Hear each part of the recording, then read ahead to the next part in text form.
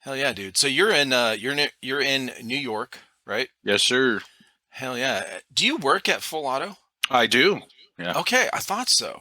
Hmm. Because I was looking through your YouTube channel and then I've watched some of the live streams, Oh, months ago from there, like on Thursday. I think it's on Thursday nights where we do Monday nights. Monday nights. Yeah. Okay, Little Miss and John, and then I Yeah. think you've been on there as well. So, Yeah. So Little Miss actually kind of had to step back from the company. hmm So I took over her role on the lives. Now I'm also the web manager, shipping and distribution, and wholesale for Full Auto Airsoft. oh shit. Okay, so you're doing a lot over there. Nice. Yeah, I took the full dive. I used to be a manager at Starbucks, making decent money, but I was working like 80-hour work weeks. Bro, Yeah, fuck so that.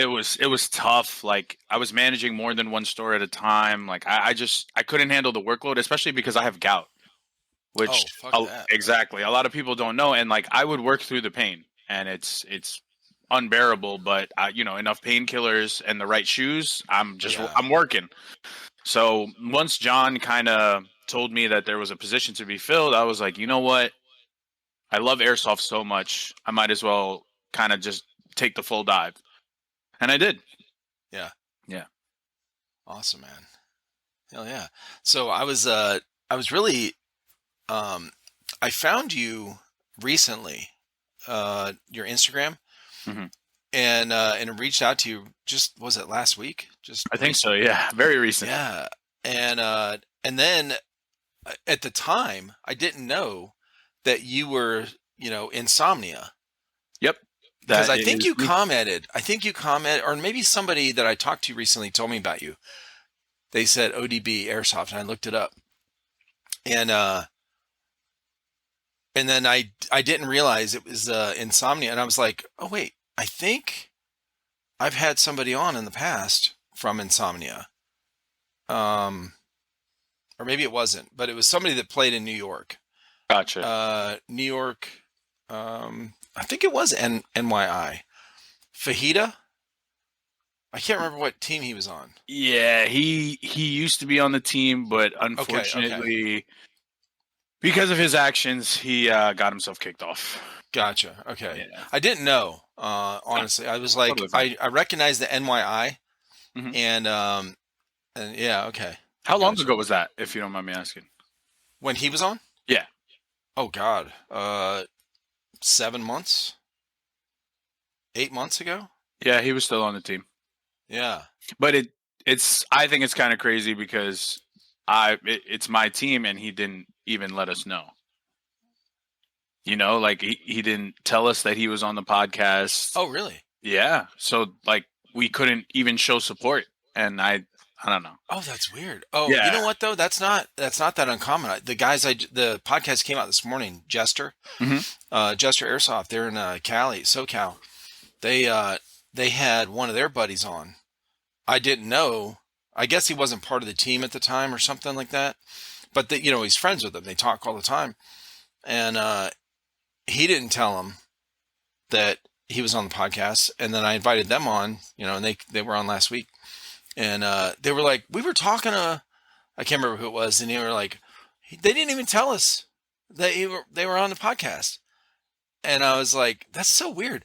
You know, it's funny because somebody I talked to last night, we were chatting we actually chatted through Discord instead of Instagram, like to set it up, and so they posted in the general chat something about uh they tagged me and said Trifecta Airsoft chat soon or something like that, or podcast soon. And somebody in the chat said, oh, when are you going to be on? And so he posted like, I'm not sure if I'm allowed to say. I don't know if it's a secret. And I was like, no, it's not a secret. No, no, you can talk about it, you can promote it.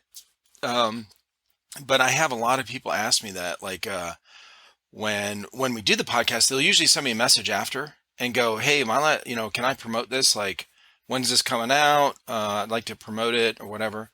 I'm like, dude, yeah, promote it, like blast it. I mean, it's only going to help me and you. Like I would never not want that, you know? So I think the disconnect is like the airsoft community itself and the people within it are just Yeah. it's weird. That's the only Is real it way they're that so I can nice? explain it. I don't even think it's that they're so They don't nice. want It's to step just on. some people are so like meticulous about their content that Oh, like when you're okay, okay. on someone else's kind of like deal, Oh, right. everyone doesn't know how to act. You know, they're not really like PR trained, I guess you can say. Yeah, yeah, So when it comes to that kind of stuff, like, hey, do you mind if I would? Because even I asked because I've experienced it where I'm like, I was invited to a private field yeah. and I was recording, and at Mm, the end of the session, because the private field is like in their backyard, right. they were just like, yeah, there are certain things you can't post, so we need to go through all your content. And I was like, how about What? I won't post anything. How about that? And they were like, no, no, no, no, no. We want you to post. Like, we love having you. Thank you for coming. But there are some things that you can't post, so we need to go through your content. And I'm like, okay, cool. Oh my gosh. Yeah. So Okay. Well, again, I'm glad you said that because I was really trying to figure out like what have I been acting like am I giving off this vibe that are you too they don't Hollywood? right? Yeah. I'm like, no, dude. Like, I don't have a big channel. I don't have a big following. I'm nobody. I haven't played airsoft. Like, I just enjoy talking with people. Number one, and I've really gotten sucked into the airsoft community. So I enjoy talking with people about how they got started and their whole background. So I don't have a format. Um, I'm not going to ask. I don't have planned questions. Gotcha.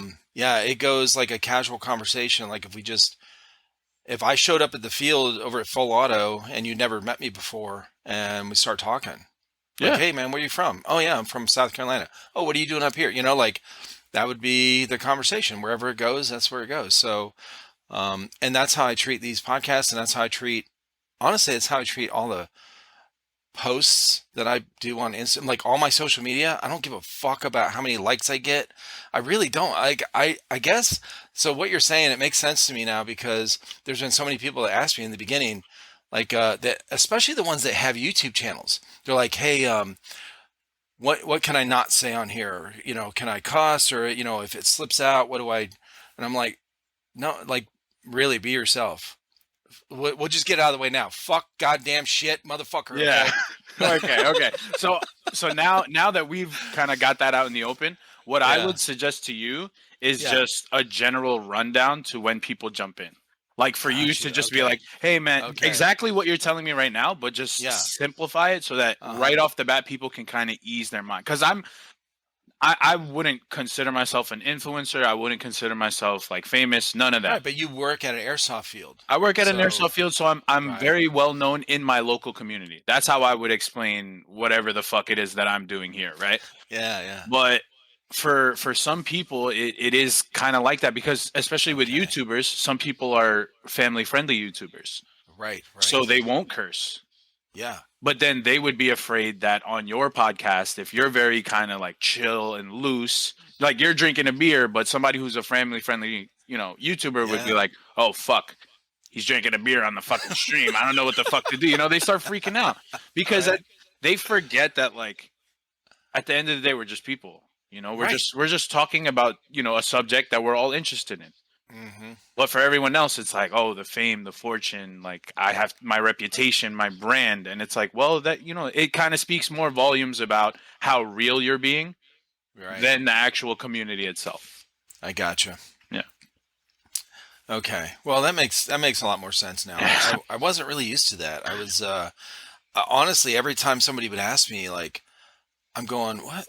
I guess I'm giving off this some kind of vibe. I don't know. Like, but yeah, that makes a lot of sense. Okay. No, dude. I mean, honestly, from last week when I first spoke to you, it's been super chill because I think Yeah. we have that mindset where it's just like, yeah, we're just talking.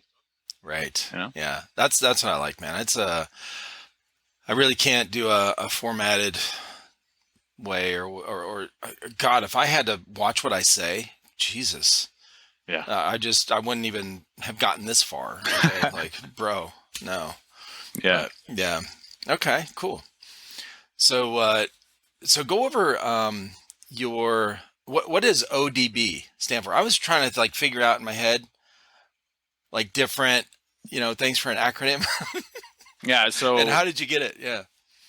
so I'm a 90s baby, Okay. right? So growing up in that time, hip hop and rap being huge. I was a huge Wu-Tang Clan fan. Oh, gotcha. And one of their staple members is the Old Dirty Bastard. Yep. So Makes sense. my initials are DB. Oh. So my full name is Darren Banting. Oh, that makes total sense. Yeah. So Darren Banting, me loving Wu-Tang, ODB. I was like, that's it. That's That's it. my airsoft name. I got it. And then Nice. I ran with it, and yeah. I mean, I've been using the name for a while just because, like, playing video games and things like that. They always ask you, like, hey, what do you want your name to be? And everybody makes like a spectacle of it. Yeah. I found ODB, and I was just like, yeah, I'm just gonna use this like for literally everything. any video game I play, like anytime I need a username for something, I'm just like, yeah, ODB. Nice. Yeah. Cool, man. Hell yeah. Now, how long have you been at Full Auto? Uh, I feel like I've been working there for less than a year, but I've been a sponsored content creator for a little over 2 years, I would say. Okay. Yeah, it's crazy, the story. I walked into Full Auto because I heard about it through a friend, and I had already made like 2 or 3 YouTube videos, I would say. And I walk in, and the high kappa selection was out of this world. I would say, wall from ceiling, floor to ceiling, huge wall, just high kappa parts, and that's kind of what I'm known for. So Yeah. I was geeking out. I was like, holy shit! There's parts I've seen online, but I've never been able to like hold in my hand, Yeah. and actually see it. And this is a great hub for me, which is what, maybe like 40 minutes from my house. So I'm like waiting for the person behind the counter to kind of like be done with their customer, so I can kind of walk in and just be like, hey, I got a question about this stuff. And I'm listening to the guy behind the counter, and he's like, yeah, man, high cappers are really great. You could do some cool stuff. I saw this YouTube video this morning about a guy who named his gun the Pink Nasty, and the whole thing was like pink and black. And I was like, holy shit, dude, that's my video. I was like, what the fuck? So then I like kind of interrupted the conversation. I was like, yo, dude, crazy coincidence. I think you're talking about my video. Guy behind the counter is like, what? You're a YouTuber? And I'm like, no, not by any means whatsoever. But I just recently made a video about a 5.1 high kappa. And then he pulls out his phone and he's like, holy shit, dude, you're the guy. And I'm like, what the fuck are you talking about, dude? Yeah, I mean, yes, I'm the guy that made the video, but like, yeah, that's it. He was like, yo, wait right here. Goes to the back, pulls the owner, and the owner's like, dude, your video's fucking awesome. And like from there, we just started talking about my start in airsoft. Like I made it my home store. Like whenever I needed something for airsoft, I was going to John. Yeah. Because of that first interaction. Like he was Sure. super chill, super genuine. And after I started dropping a couple more videos, just talking to John more, we ended up like landing on a sponsorship. And at first, like the relationship was super professional. Like, Yeah. hey man, I want to do a build video. Can we talk about me acquiring some of these parts? Super professional. After a while, it just kind of slipped into a friendship, and John, I would say, is like an older brother to me at this point, and just it makes working there so easy, because it's I'm like sure. I'm not working for my boss, I'm working for my friend. Uh-huh. And although I think it would normally seem like nepotism, it's not, because John is a hard ass motherfucker. You fuck up, it don't matter if it's me, it don't matter if it's a new guy, you're getting fucking reamed out. Which I'm used to, that kind of like Right. the best kind of people thrive in that setting. So Yeah, I think cool. so too. And that's something obviously, with sports when you're growing up, if you didn't have parents that were tough on you, if you got into sports, you're going to have at least one coach that's going to be, that kind of person. Like they'll show the love, they'll show the appreciation when you do good. But if they know you're slacking or they know you fucked up, especially if it's negligence or laziness, bro, you're going to be running laps. You're going to be doing push-ups. We're going to get in your face. You're going to, that kind of thing. So yeah, if you're around that, as a teenager or something, you get used to it. You're not as sensitive when you go to the workplace. My youngest daughter, she was, my wife and I have 5 kids, and the youngest one, she is always, since she was little, was super like highly sensitive. Okay. Like she was the one I never, like when she's 3 years old, 4 years old, if she's doing whatever, just a toddler stuff. And I'm like, Caitlin, just that, she'd start crying. Yeah. And, what's funny is my older daughter, who's a few years older than her, she was the exact opposite. She has that personality where, I'm like, Cassidy. And she's like, she'll just look at you and go, like, don't touch that. And she go, while she's looking at you, Yeah. like, I dare you to do something. Whereas Caitlin was super sensitive. Well, as she got older, she got used to being around, me. I was pretty hard on our kids, sometimes a little overbearing. And so she goes to her job in the last year and a half. She's told me numerous times, she's like, we have these customers come in and they start getting angry about something. They start raising their voice. She goes, I just stand there and look at them like, okay. Like she's like, I always think it's not as bad as what my dad yelled at me about. I mean, but the tough skin helps, like you can't go through this world right now if you don't got it. Bro. It makes things so much harder for you. Yeah, it does. Yeah. And like you said, my parents, they were pretty hard on me. I'm not going to lie. Growing up in a Filipino household, grades were everything. And in my mind, everything was about sports. Oh, shit. Okay. Like I was on the basketball team. I was on the football team. Like I know organized sports, like from the youth days.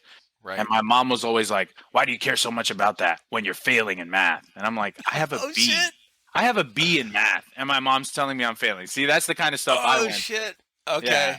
Like I was always into, just capturing that brotherhood. Yeah. Like it was less about the sport and more about like achieving a goal with like-minded people.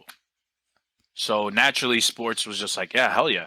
I want to do this. Hell yeah. I wanted to join the military when I was 18, but no. Yeah. My mom would not let me. Yeah. So the guy, it was rough, but somebody I was talking to recently, they said, oh, I know who it is. It's R1 Reaper. That podcast will come out Friday. So he goes, yeah, I wanted to join the military, or I wanted to buy a motorcycle, and when I was like 17 or so, young. And he's like, my mom wouldn't let me, and he's pissed, And I said, bro, moms don't want their boys going in the military or getting on a motorcycle. Mm-hmm. Like the two most dangerous things. Okay. Yeah. No, they don't want that. Yeah. But it's their job as moms. They got to do it. Oh, of course. And the mom that's like, yeah, go ahead. It's like, wow, power to you for being strong enough to say that. Yeah. Power to you. Right. Yeah, for sure. I mean, that instinct, that motherly instinct to protect their kids. Yeah. Especially when they feel like, I think moms have this thing where they want, or they feel like their kids are younger than they are, right? They always call you, the baby when, oh, that's my baby, when they're like 19. I'm like, no, that's an adult. Okay. Yeah. He'd be tried like one. Yeah. Right. No shit. Yeah. It really does make a difference when, well, I asked somebody yesterday about if they played organized or if they played sports in high school. Yeah. And because I've honestly, with most people I've talked with on here, it's about 50-50. Yeah. And I really, I'm very naive with the airsoft community, honestly. And I think I'm a little biased, or I only know what the things that what I learn from people I talk with on here. I don't do a lot of research on the actual sport or the history or the all these different events and that kind of thing. I really enjoy talking with people, so I find out their story, and so when I just assumed in the beginning that most people played sports because airsoft is kind of athletic, like no matter which one you go with, whether it's speedsoft or milsim or whatever, like it's still, you gotta carry some gear. Even if you're not sprinting from this place to this place, you're still walking long distance. Like milsims are, big AOs. Yep. Um, you're not just standing in one spot. Unless you go to like a open play or whatever, where you just kind of get behind a tree, I Yeah. guess. But yeah, so I just assume, and as I ask people, they're like, "No, I never played sports in high school." I'm like, "Holy shit, that's wild!" It's like 50-50. So I actually just had the same realization because my guys have practice every Tuesday. Yeah. So we're doing drills, and I've got about like 15 guys, active players on the team, come to practice every week, kind of thing. And Nice. I'm explaining drills to them, and then I blow the whistle, and nothing's happening. And I'm like, hello, what the fuck? Like, Do you know what the whistle means? yeah, I just told you what the fucking drill is. Can we do it? And they were like, oh, we thought you meant like later. And I'm like, what the fuck are we at practice or are we just hanging out? Like, what are we doing? And I asked the question, I'm like, have you guys not played a fucking sport before? And then some of the guys were like, I mean, yeah, I played baseball. So I knew, like, they were the Yeah. ones that were kind of ready up. And then the guys in the back were like, nah, I never played sport. What made you think I played sports? I'm like, you're on a fucking speedsoft team. What do you mean? Right? Why the fuck would you come here if you have no sports background? They're like, It's so wild. I really like speedsoft. And I was like, wow, that's a good reason. I like that. Right. Yeah, man. So it's true. I mean, also, like, airsoft, aside from the people like us that view it as a sport, Yeah. there is a side of airsoft that views it as more of a hobby where Well, true. it's not about win or loss. It's about, Yeah. hey, I get to, dress up with a, $14,000 AVS kit and act like I'm playing Call of Duty, So it's like just a little bit more open-mindedness from everybody because Sure. I assumed most people that played this sport, again, same as you, had that, that drive that Right. like, oh, if there's a win-loss, it's win. Yeah. And then I, spend more time at the field. There are dudes that, show up in ninja costumes and they've got like a sword and a pistol. And I'm like, hell yeah, that's fucking awesome. If that's what you want to do with Right. your life, that's cool. But when it comes to competitive, I would not allow that. As a I coach, want to there's win. no way. Yeah.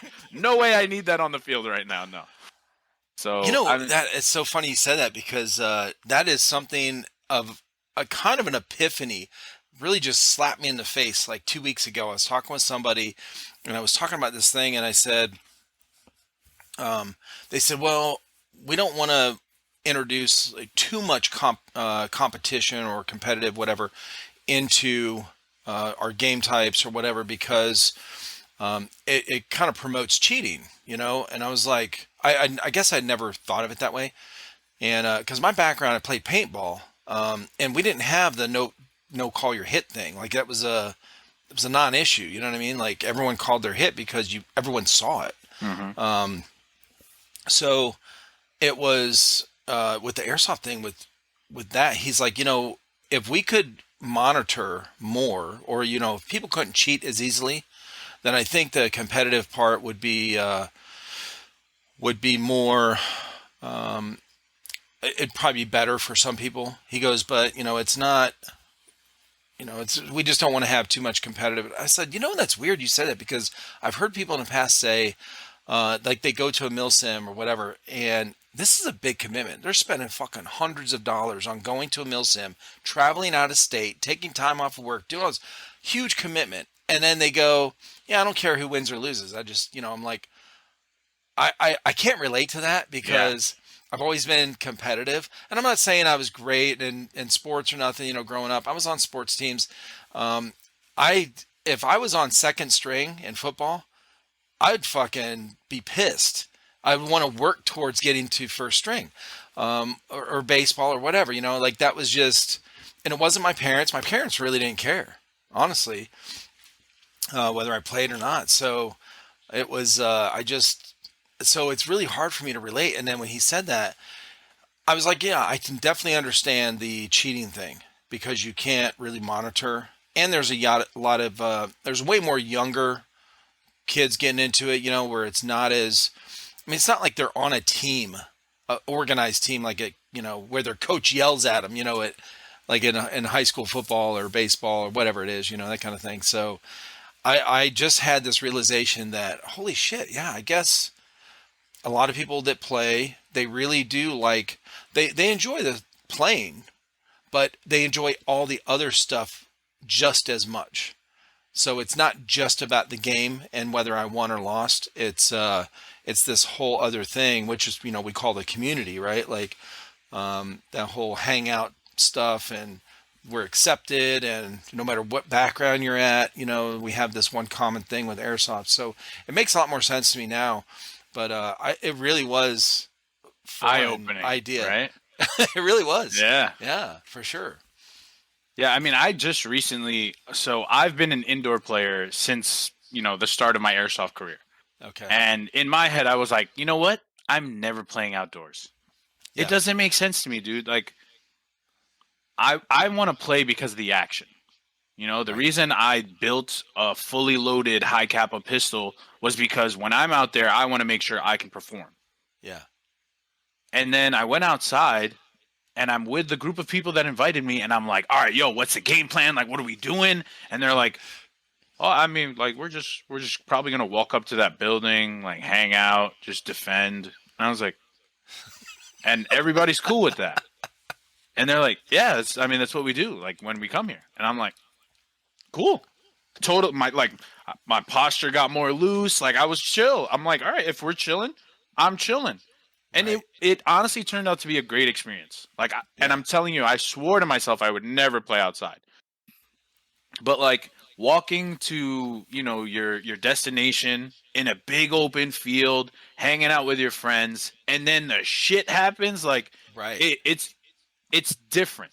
It's not the same by any means, but it's still a good time. And I think that's what Right. most people have to realize. Like, everyone's doing this shit for different reasons. Yeah. The guy over there could be taking out his aggression from the work week, and this kid could just be wanting to sling some plastic with his friends. Yeah. So everybody just keeping that open mind would just make everything a lot more easier. Because, like, I hate it when That's true. I pull up to a field, and most of the time I'm wearing all black, but if I'm not wearing all black jerseys, I'm wearing like a bright orange jersey. Because I don't give a fuck about hiding. I'm a speed softer. I'm going to run into a room and shoot what I can. Because that's what I enjoy. So again, like, the people that take like open plays a little too seriously, and I'm like, dude, is somebody paying you at the end of this? Like, is there a championship that I don't know about that you're trying to get into? Right. Because that's the reason I got into competitive airsoft. Gotcha. Because open play is for the boys. Open play is for fun. You're supposed to go out there, have some laughs. I'm not there to hurt anyone. I'm not there to cheat in open play, because what good does it do me? Right. But the mindset changes once it's competitive. Yeah. Once there are refs on the field, calls need to be made, decisions need to be made, where the game is told in seconds. Yeah. And the game is won in like, you have to do what you have to do on the field, kind of thing. When there's a real win-loss and something at stake, that's when it gets serious. But if it's just open play, it's like, dude, relax a little bit, man. Yeah, for sure. So, well, it's as I like, really, this is a new, like I said, new epiphany to me just in the last couple of weeks, and it's honestly, it kind of bugged me at first. I was like, why can't I understand this? I can relate to a lot of people, but I guess because of I was more thinking about or my influence in the beginning were what my boys were doing. They're part of that's how we started the channel, my two sons. And they did mostly milsims, and I saw how much gear, how much stuff they were buying, and all this investment of money and time. And then they go, of course, to one of these, and I didn't understand how somebody could put so much into it and then not care how the outcome was. So, but I am understanding a lot more now. And the way I guess I related it to myself was, I've always loved watching sports. I've always loved playing sports better than watching it. But as an adult male in America, watching American football, I love watching football. It's my favorite sport to watch. So, and it was my favorite sport to play. But I'm not a stats guy. So I don't keep track of in fact, I don't really, I'll sit and watch a game if I really care about, like the playoffs, that are going on now. I'll watch that if I want to, see who is going to, end up in the Super Bowl. But I don't know players very much. I don't know stats. And so I really like getting together with, I like the social aspect of watching football. I like getting together with a group to watch football. I don't like watching it by myself, or just me and my wife. She'll watch it with me. Really, she just wants a foot rub, okay, while I watch football. That's what it is. But it's I like getting together with people to watch. So I really do care more about the social part of it, that atmosphere of everyone's, interested in this thing that we both like, and football or watching it, and then we're doing all the social stuff while we're doing it. So I can definitely relate a lot more. But when I was learning this stuff, as I'm talking with people, I'm going, I don't get it. Like, I guess because I always viewed it as a sport kind of thing. But honestly, like the speedsoft stuff, I've been really interested in because I like watching the fast-paced stuff. I like the competitive, and I like how energetic, most of the speedsofters are. I talked with Cujo months and months ago, and he's a speedsoft player, and I talked with Nebula, Dylan and Mama Yaga and Masher. So I'm talking with a ton of speedsofters and Houdini, and I just talked with Prudy, a couple weeks ago. So and by the way, just yesterday, NSL just hit me up to be on the podcast. So For you to them or them to you? For them to be on our podcast. Wow, that's awesome. I was so stoked, bro, because I've been talking about them. I think what happened was I'm talking with the Baby Goat next week, and I think he's working with them to, for the tournaments and stuff that's over here. Yeah, I think he's like a huge part in it. Right. Yeah, he's helping the organization kind of assimilate to the States. Yeah, and I've talked with I haven't had him on yet, but I've chatted with Vinny Taz, and then I haven't reached out to Fives yet, but those guys that are working with these guys coming over, so and running these new tournaments over here, so. And of course, Houdini and all those guys were telling me about it. So I'm really excited about watching all this stuff unfold over the next, few months or whatever. I mean, I honestly believe it has a lot of potential. I think so too. The only downside would be that I think it's an obvious trend that gun laws are getting a little bit heavier. So that might be why it would be tough. But with the way that Speedsoft is going, right, everything is going towards the ESG grip, which is basically having the paintball set up as an airsoft gun. Oh. Yeah. So what's the ESG grip? So if you look at a lot of the I would say like well-known teams, you would see most of their guns now have the paintball tank coming out of the pistol grip itself.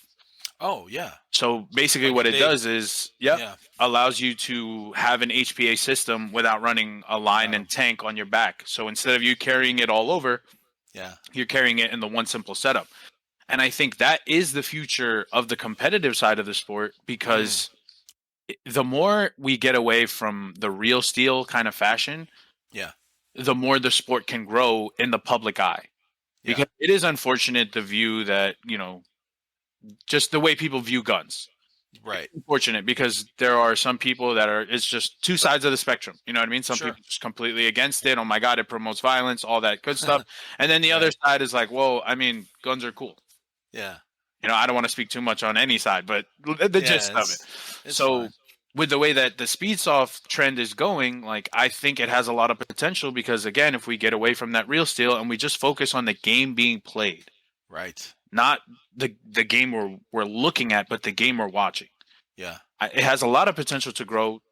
It could be just as big as paintball, I would say, Yeah. I where think so teams too. can get to a point where sponsorship isn't just a 5% code. It's Hmm. these guys are getting paid to play the sport that they love to To play. travel and get to Exactly. a, just like football or whatever, these bigger sports where you have a set amount of teams that are in this, in that league or that Hmm. division, right? Like the higher professional division, and then there's an actual uh, tournament for an end game, that's who's the best Speedsoft team in America, Yeah.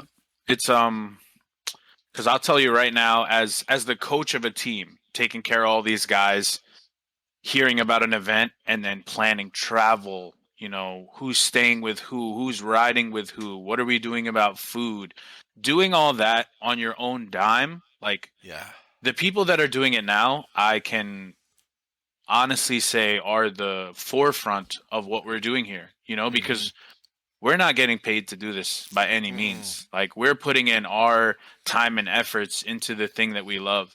Right. And I think everybody that's in the community now, that Speedsoft community now, they're going to be remembered for a long time because we're the ones that are paving the way for the people behind us. And Yeah. that's why I feel like, cultivating a positive community is the best way to do it because the minute, we do that whole like everybody's just against each other. Nobody wants to lift each other up. They'd rather just Right. leave people by the wayside. Like that's when this will fail. Yeah. So I've always Yeah, been I about agree. just trying to, we have to help each other grow before we can really start trying to tear each other down, For because sure. once that is established and there are teams that are traveling the world to be the best Speedsoft team, then they can start chirping. Let them start talking shit once we get there. But if we never allow the community to build up to what it can be, we'll never get there. Yeah, I think you're right, man. Yeah, Yeah. for sure. I think it's, sportsmanship, right? Like what you learn in, in all these organized sports when you're young. It's, yeah, you can be competitive. You better do your best. Do your best, right? Not make the other guy worse. It's focus on you. You do your best. And if everyone does that, hopefully we're better than the other team and, we have a good outcome. But at the end of the game, it's one of the things I loved and hated growing up, especially baseball. You walk across, and we did it in football as well.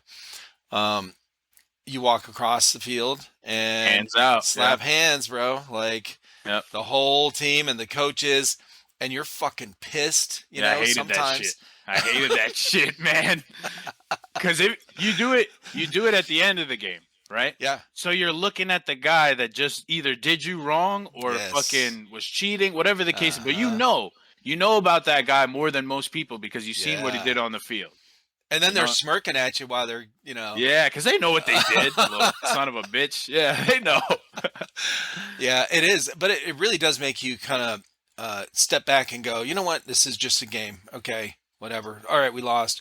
When that emotion goes away, it's you feel you kind of it gives you a chance to self-reflect, especially with football.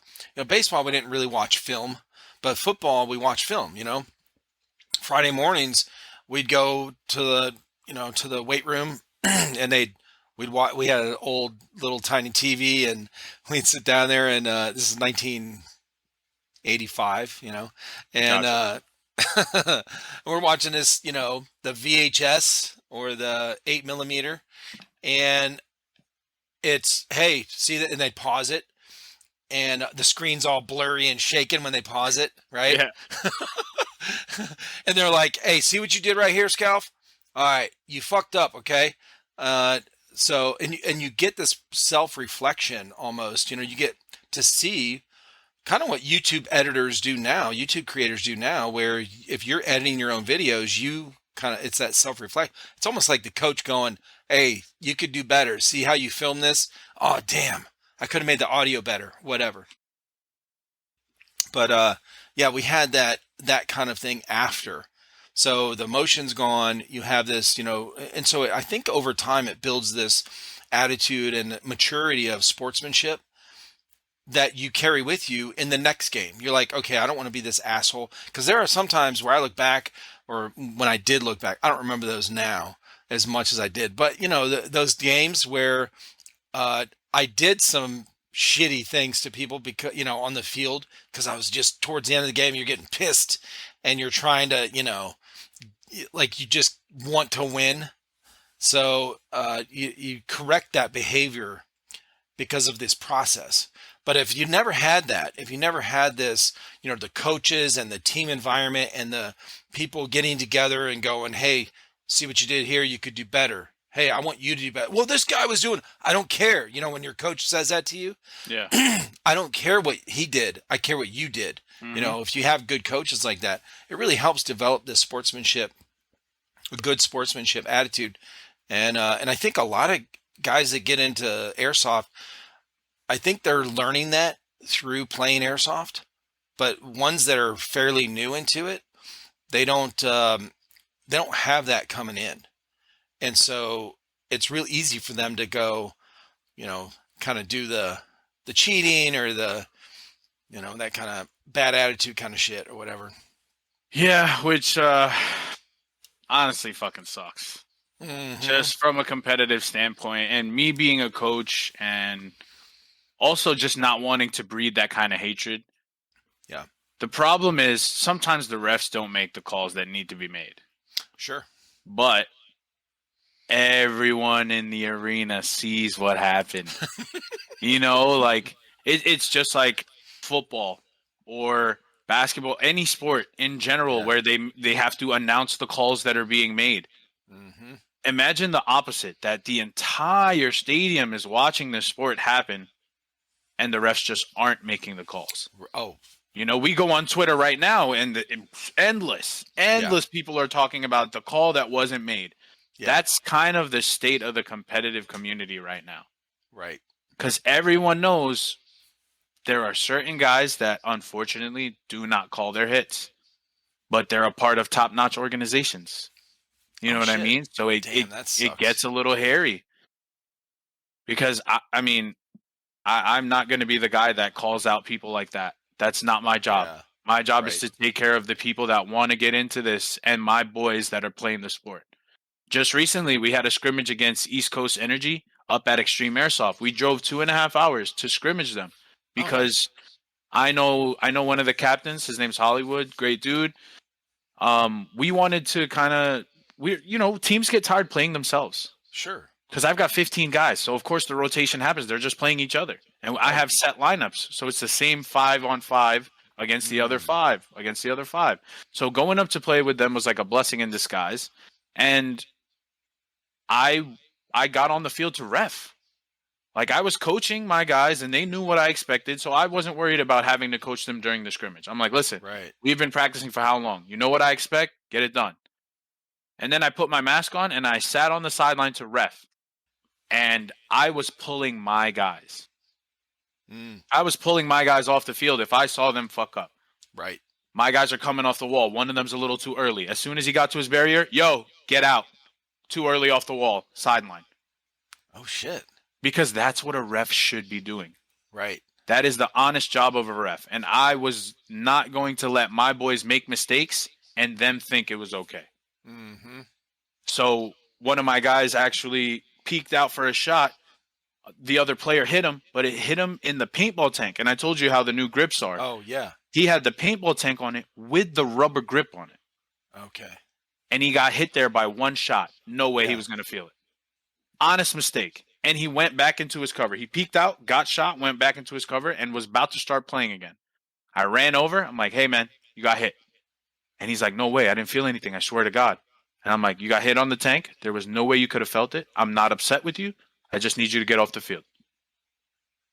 Simple as that.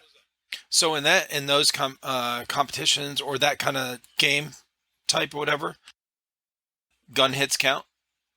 Yes. So it all varies in the rule set, which is another topic in its own. But basically, every league for Speedsoft right now has its own set of rules, has its own objective, game mode, all that kind of good stuff. Right. So in the specific league we were practicing for, which was NSL actually, because East Coast Energy wanted to kind of just get used to the play style. Yeah, the gun hits count, and I wouldn't say it's fairly new, but most of the time, I would say back in the day, even when I was playing competitively, gun hits never counted. So we Right. would do these little sneaky things, kind of like put your stock out, see if it gets hit. It's like, yo, someone's watching that angle, don't peek right there.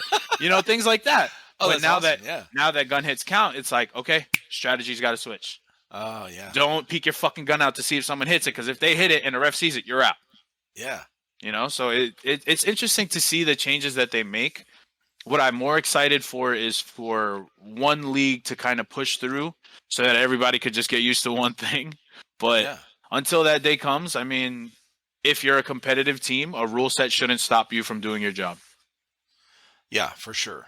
So Like your ability, your skill, that those are the basics. If you have if you have good basics, because it's you're shooting. So if you have good hand-eye coordination, all the practice that you do with pulling up your weapon and sight alignment, whatever however you guys do it with the Speedsoft. I'm not sure. Like I've never really paintball. We never had sights. Obviously, you just watch. I mean, the you're ball, lobbing, yeah. It's You're different. lobbing. It's different, yeah. Way different. So when we started testing these guns out, and they're like, "Oh man, this thing has great flip up sights," and I'm like that's gonna fucking matter, like we're Yeah. so Yeah. well, not only that, but we have a crosswind in our backyard, so we're setting up these targets and we're shooting, and it's going like it's going like this. I'm like, what the fuck? They're like, oh yeah, we have to adjust the hop up, and we have to do this, and we have to. So I never got used to like actually aiming down the sights through an airsoft gun, but it is when you have all of that stuff and you practice a lot, and you have all these basics. It doesn't matter what the rules are. You can get used to it. I think the only one that might matter is the one I was talking with. I was talking with Keegan from CSL, and he said one of the big differences for rules from what he does to Speed QB tournaments is the he doesn't allow drum mags, or not drum mags, the tapped, The adapters, yeah. yeah, the adapters. So HPA tapped or whatever, and so I think what I was asking him is the biggest difference really the you wouldn't have to reload in between, and he's like, yeah, pretty much. No. No. I mean, yes.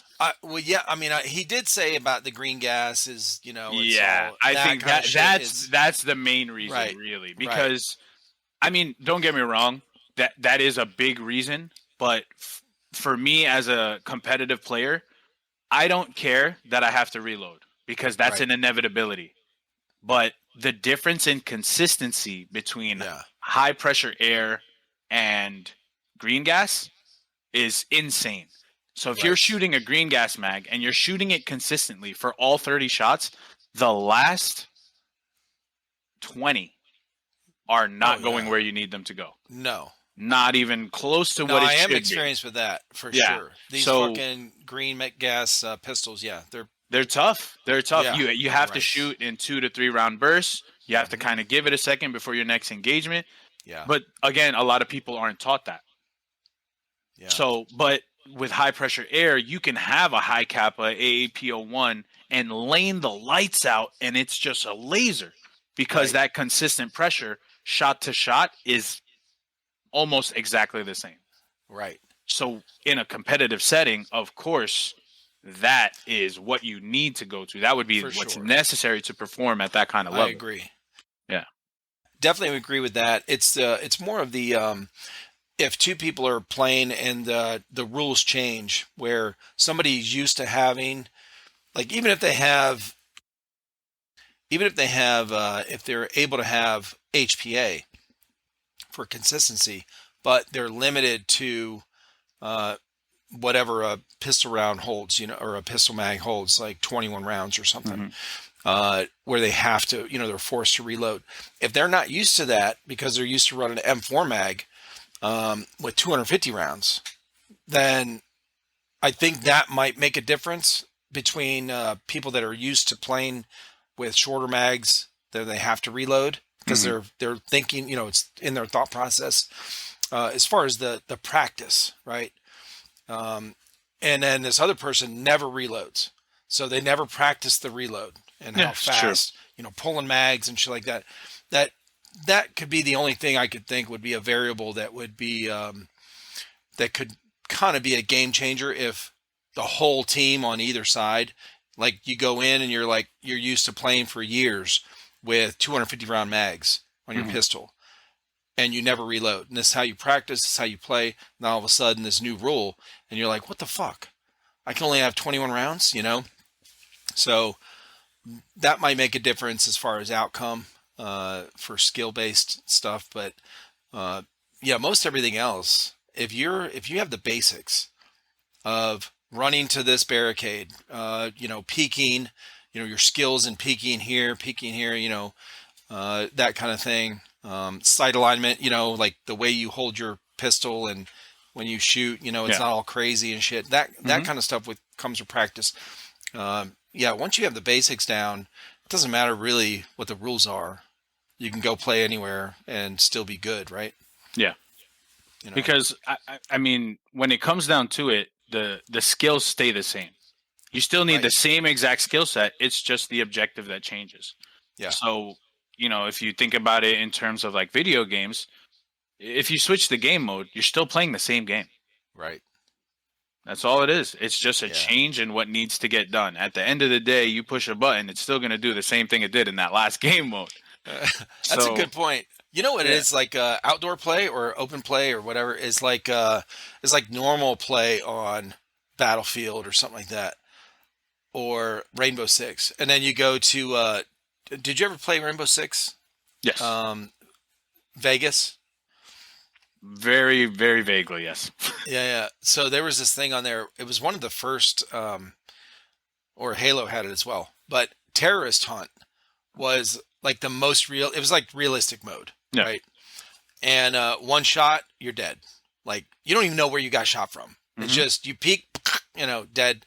It was a very different play style compared to what most shooters and stuff, where you can take a bunch of hits and Yeah. kind of run and get out of the way. I feel like that's the difference between like what you do with Speedsoft is like the realistic mode, right? It is you have to be way more skilled because in outdoor play or whatever, yeah, one hit, but there's there's more space in between, right? You're not right up on each other. There's more cover spots usually. Like if it's woodland or something like that, you're in the woods. You got trees and barricades and trucks and planes, whatever, sitting out in the open and that you can hide behind. But the Speedsoft thing is way more about skill, I feel like. I mean, it really does come down to that skill level for sure. Um, the shrugging thing is bad too. You know, Yeah. like it just happens. It's an unfortunate part of the game that until we can figure out an answer for it, it will continue to happen. Yeah. But the skill level thing is for sure because there are those teams that are gonna place at the top, and then there are the teams that it's like on the sideline. People are just like, yeah, they're a group of kids. They're really cool. Eventually, they'll get good. So even then, the Yeah. sideline is like cultivated, and they understand what the culture is. It's like they're still too young to be that good. They don't have the level of experience. They don't have the reps. So it does come with the skills as well as who's seasoned, who's Mm, practiced, who's not afraid to get hit with 15 BBs at a time so that they yeah. can make a play that they need to make. Because I see it all the time. They're not shrugging the hits, but sometimes people hear the BBs or something and they flinch a little. And Oh, and gotcha. referees will pull them for that. Oh, okay. But a seasoned player who hears the BBs, all they do is make a light adjustment. So Hmm. it doesn't look like a shrug. It doesn't look like a major adjustment to the point where they're cheating to avoid BBs. It Yeah. just looks like they're prepared for the moment. And I You think know, that's a huge difference. yeah, for sure. And that's a good point.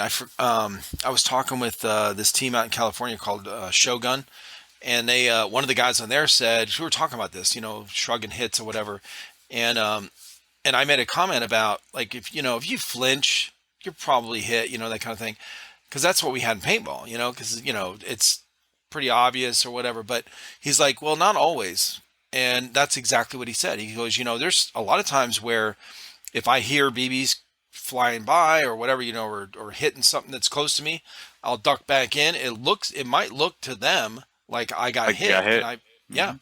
And I said, oh shit, I never thought of that. Okay, yeah, it makes a lot of sense. Yeah, I mean it does happen too, especially because it's even from open play, right? It's an honor sport. You got to Right. call your own hits, and I don't think the competitive community has adjusted to how much those moments matter. Yeah. And I think that's the difference because to a ref on the outside, seeing somebody flinch automatically in my head, I'm like, yeah, he got fucking hit. Yeah. Like that dude is shrugging. I'm gonna pull him off right now. But if you're not watching careful enough, Uh-huh. you might be pulling a guy that didn't get hit. Right. So it's like the subtle differences that the sideline can see, but the refs in the heat of the moment, even though they're not directly in the battle, but in that sideline, there are so many things to watch. Mm-hmm. And if you're not mindful of what is the necessary evil to take care of, you might miss a call that needs to be made. So Yeah. it does get rough. I mean, from every angle right now, player, tournament organizer, referee, like we're in a tough spot just Yeah. because of how new and how free everything is. Like there's no Mm. set thing to anything right now. Like you can Yeah. bounce around from league to league and then people forget what rule set they're following. Oh They, shit. Yeah. gun hits count, all that stuff. Like there's just a lot. And Yeah. until we can compress it, we can't really move forward, I feel. Yeah. The ref thing too. I didn't realize until I was talking with people. A lot of these refs are the way they become refs is they're a player at that particular field, and then they're there for so long, and then they, hey, can you fill in or whatever, and so because they're there for so long, they already know a lot of the regulars that come in. And so when I started hearing about these refs, there's some bad refing. I'm like, well, what do you mean? And they're like, well, there's a lot of favoritism, and I'm like, well, explain. And they're like, oh yeah, like there's this game where this ref saw what happened, and I said, hey, did you see that? And they said, yeah. And I said, this person I was talking about said, are you going to do something about it? And they said no, because that person was their friend, that kind of thing. And I'm guessing after talking with a bunch of people and hearing this same kind of story where, and knowing how these refs become refs, that's a real similar thing. And I was like, this kind of thing can't happen in tournaments. Like it shouldn't. When you're playing for points that go toward, like your team gets points for, going towards the end tournament game or whatever, for that run or that season or whatever, that kind of shit can't happen. Like you got to have, I don't know the answer to that, except maybe get a where it's like a professional type of setup where there's refs that are from a neighboring town or something that can come over, drive an hour Yeah. and ref at this field where they don't know anyone or know very few people. I don't know. I I don't know the mean, answer to that one. so to the credit of certain tournament organizers, right? I would say they're working on the problem. Okay. Like me bringing my gripe to you about it is just the state of the game, right? But what certain again like CSL and I Yeah. know NSL, I think they're traveling with ref crews. Mm, So it's not homegrown refs refing yeah. tournament games. It's one set crew that travels with the organizers that Ah, ref the games, which I okay. think will help tremendously, as well as Right. the amount of refing. And I know even CSL is doing like a referee clinic, which is Oh, yeah. awesome. Okay. That Yeah. that needs to be done in order for a league to be successul. Because Mm-hmm. if you pull a regular open play ref, and nothing against them at all, but if you pull a regular open play ref out and be like, hey, ref this speedsoft game. They don't even know where to look. Yeah. You know, they don't know how to look at players. They're looking at them in their mask. They're looking at them at wherever. But there's certain things that you need to know, the intricacies of the game, in order for you to be a successful refs. So refs becoming players becoming refs, there's no problem with it. The hometown thing, it happens. Right. I'm not gonna lie. I mean, at my home field, I can 100% guarantee you that it doesn't happen. Like, even if a regular starts acting up, we're like, yo, you're sitting for a game, bro. You need to calm down. Like, we don't have favoritism like that. We definitely don't. But as far as the reffing, for sure, like, you need quality refs. And at the end of the day, that's the only way. And I'm happy that certain tournaments are, listening to the community in that sense by giving us that, because it's always he said, she said. Yeah. Because you can show me GoPro footage till you're blue in the face. It doesn't mean you hit the guy that you thought you hit in your video. Yeah. Again, just like your son shooting outside, you don't know where that BB went. Oh, I have a tracer on it. Were you right next to the BB on point of contact?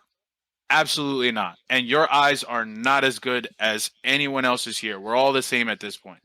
Yeah. 20/20 is the highest we can go.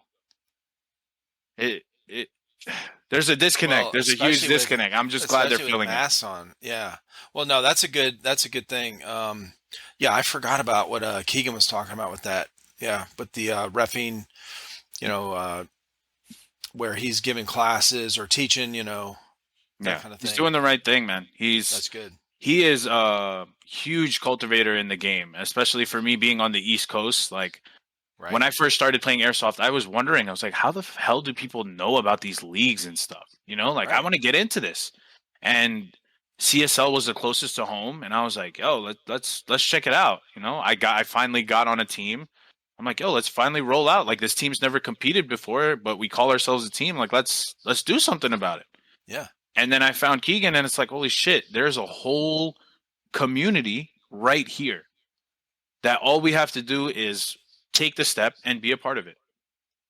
And ever since then, I feel like we do our best. Anytime like CSL puts out an event that, a lot of my guys can go to, we do our best to make it, because we want to show our support. We want this sport to grow no matter who we support. Yeah, for sure. Yeah. That's cool, man. That's pretty much what I've been hearing across the board. Everybody is more about that than fame or their own gain or whatever in the sport. Which is good. Which is great, actually. It's really cool, man. It's never about one person. Never about one person. It's I've said this numerous times on the podcast. This the community, the airsoft community, is like the biggest pay it forward community I've ever seen, where somebody that is a veteran that's that goes to this field that know, like yourself, the top end of tournament, right? Like the competition part, the competitive part, and then you also know you don't forget where you came from in airsoft, and so the new player comes in, and you're totally willing to lend them gear or gun or something.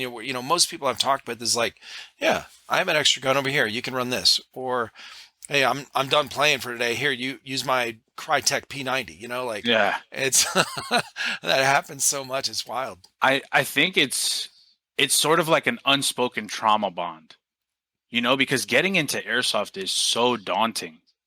Yeah. Like there's so much going on. Like, you walk into an airsoft store and it's just guns everywhere.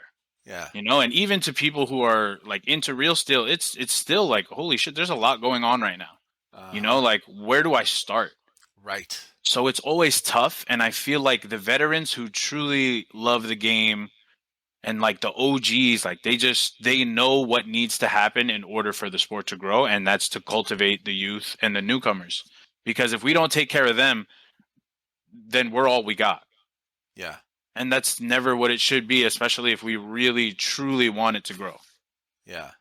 Because I've done the same thing. I've got kids that have never played Speedsoft in their life. They try out for my team. I'm like, holy shit, this kid's athletic as fuck. Yeah. I need him on my team. So I'm like, hey, man, what do you want to run? And he's like, I want to run a pistol. I'm like, okay, what do you have? He's like, I got a pistol. And I'm like, what else you got? because you're gonna need a hell of a lot more than just a pistol. And he's like, oh, I got a pistol and one mag. I'm like, the mag that came with the gun, or you got an extra mag? He's like, just a mag that came with the gun. And I'm like, okay, I have 15 green gas high kappa mags. I'm gonna loan you these 5. You're gonna use them in tournament. Whatever you do, if you break something, just replace the part or give it back. I'll fix it and give it right back to you. And then as soon as he got more into the sport, he bought his own mags, gave them right back. Hey man, these are your mags. Thank you so much for letting me use them. I just bought my own, and I really appreciate it. I'm like, don't even worry about it, dude. But now next time somebody asks you for a mag, you give up that fucking mag. Exactly, bro. And he's just like, yeah, of course. And like, I do my best to, I don't want to say PR train because it makes it sound like it's super professional, but I try to be more than just my guy's coach. Mm. Like I try to be the older brother. Even if they've had older brothers, I try to be the airsoft older brother. Right. Because for me, like that's how I got further into the game. People took me under their wing, kind of taught me what the ropes were. And the only way for us to learn is to kind of help each other and learn from each other as well. Because like you could read Reddit shit till you're blue in the face. Yeah. But until you're on the field in your local, airsoft arena, you have no idea what's going on. And it's always better when you got a helping hand. Yeah. So the pay it forward thing, I completely agree with it. This community, you're not going to see another place like that. Another community that really helps each other out like that. I don't think there's any hobby that I can think of that incorporates, this is a hobby where teenagers, young kids can get into it, and old people, okay, like, 60s, right? You got guys in their 60s, whatever, that play with their kids or their whatever, that such a huge age range, such a huge variety and category of that falls under airsoft itself. Mil sims, speedsoft, open play, skirmishes, woodland, all these different places you could play. You want to ride a helicopter and shoot from a helicopter with NVGs on? Hell you yeah. can go over here and do that. And you don't have to go in the military. You don't even have to have any training. Like it's, you got all this huge spectrum of shit to do. You want to, you like tinkering with shit.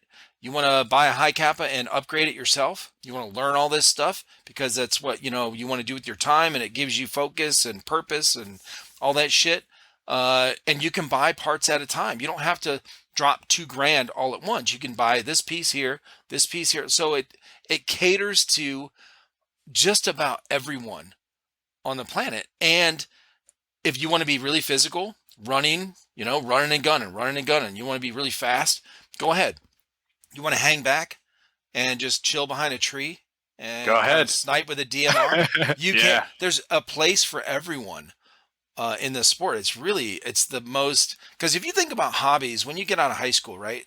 If you go to college or if you don't, if you go in the military, whatever, whenever you settle down, whatever thing you're doing after all of that ends, when you're in your mid-20s and you start settling down a little bit, what hobbies are there in life that you can have camaraderie, you can have, something that gives you purpose, something you enjoy, something that also gives you a little bit of exercise, something that pretty much never fucking ends, bro, because whatever gear you got right now in airsoft, you can have the most badass shit ever. There's still something more, because you go to another event and you see somebody that did something with 3D printing and made some kind of weird contraption for their gun. You're like, I want that, Like, yeah. And then, you want some cry gear? Okay, go ahead and drop $5,000 on a fucking vest. Okay. Yeah. Cry, Patagonia, all those big brands. Bro, yeah. It is the broadest shit I've ever seen. And I talk like this because honestly, I'm so naive to this thing. Still, that just about everyone I talk with, I'm still learning these other avenues and facets of this sport and this hobby that I'm still really, really intrigued, So it just fascinates the crap out of me how big this is and yet how small. Because you go to the grocery store, ask somebody about airsoft. Just ask 20 people. Hey man, did you watch an airsoft game? Do you know what airsoft is? Whatever. Like, what?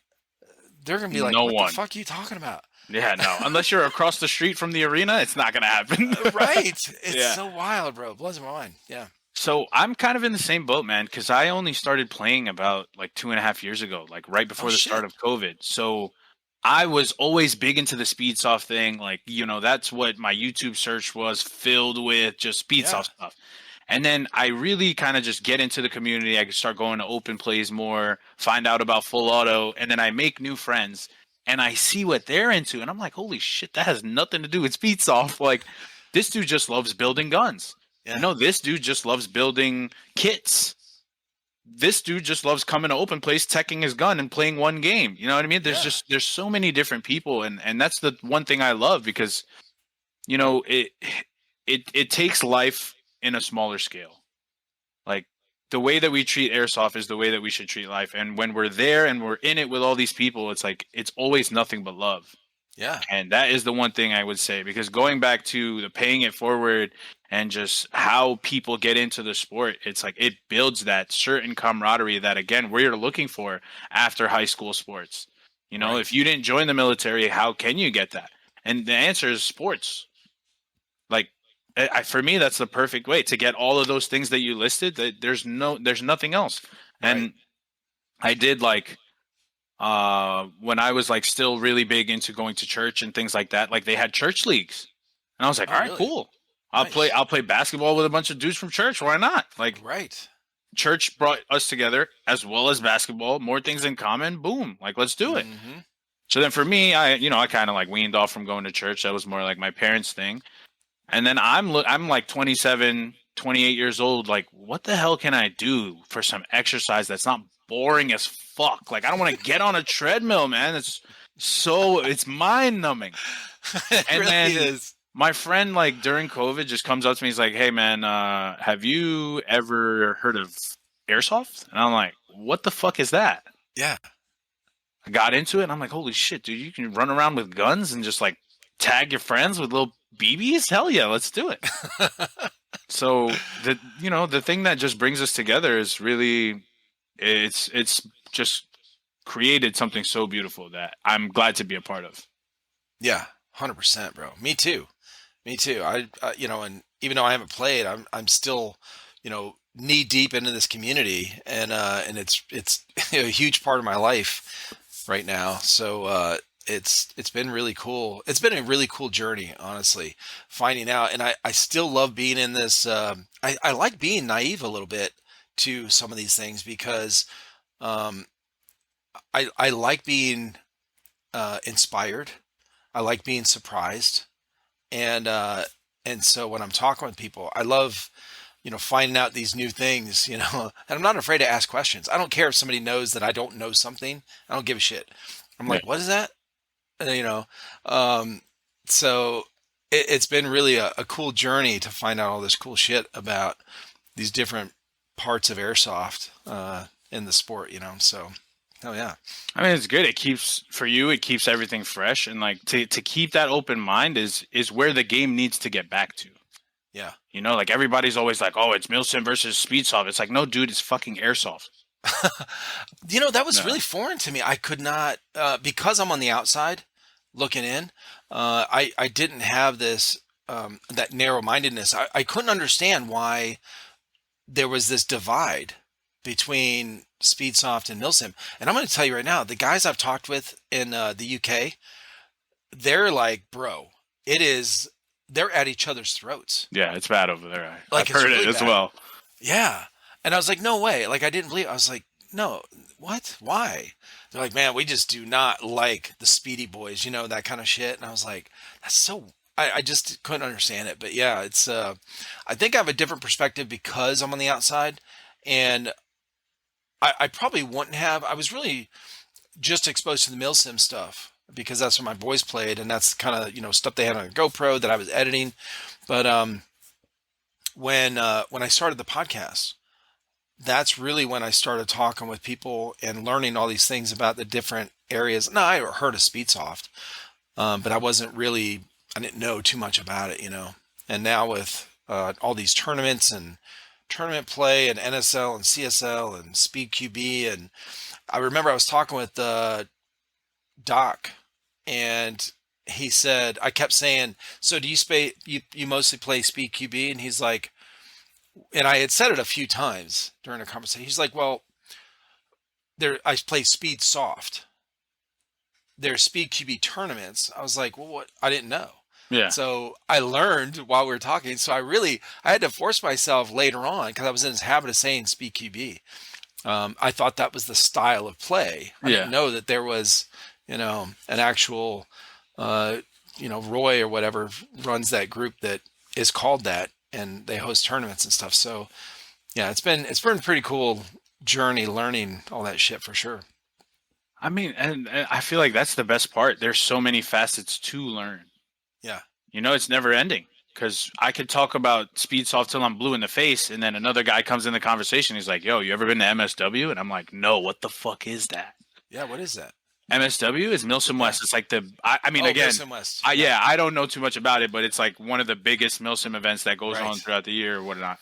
So I enjoy that, because I'm over here playing with high kappas and guns that look like paintball guns. And Yeah. then my friend's like, "Yo, MSW, man, I'm getting ready for it. I've got like 35K worth of gear on." I'm like, "Holy shit, dude, that's awesome!"